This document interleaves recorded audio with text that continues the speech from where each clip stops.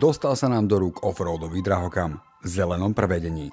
Výročie býva vždy skvelou príležitosťou pre oslavu a predstavenie niečoho výnimočného, čo bude pripomínať daný milník. A presne tak vznikol aj tento jedinečný kúsok z dielne Land Roveru.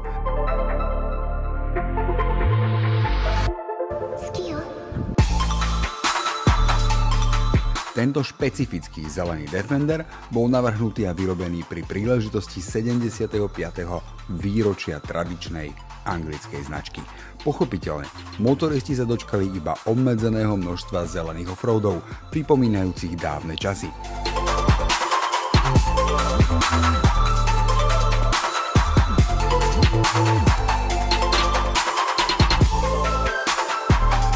Pre celý svet ich bolo vyrobených iba 4000 kusov, a to v dvoch prevedeniach, kratšej 90 a dlhšej 110. Na Slovensku boli dodané iba 4 kusy.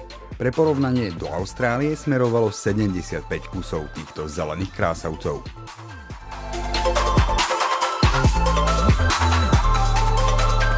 Poznávacím znakom tejto edície je okrem špeciálnej grafiky aj legendárny zelený lak.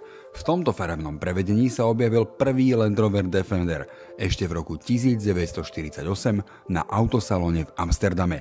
V totožnej farbe sú samozrejme aj disky kolies.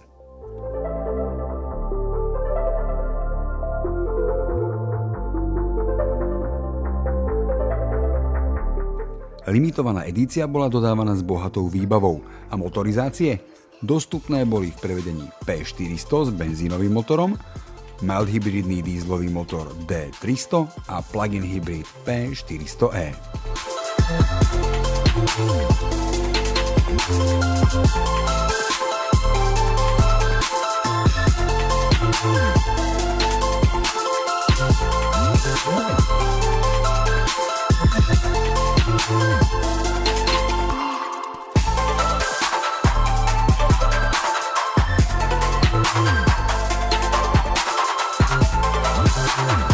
Vozidlá ako toto sú vždy o niečo vzácnejšie.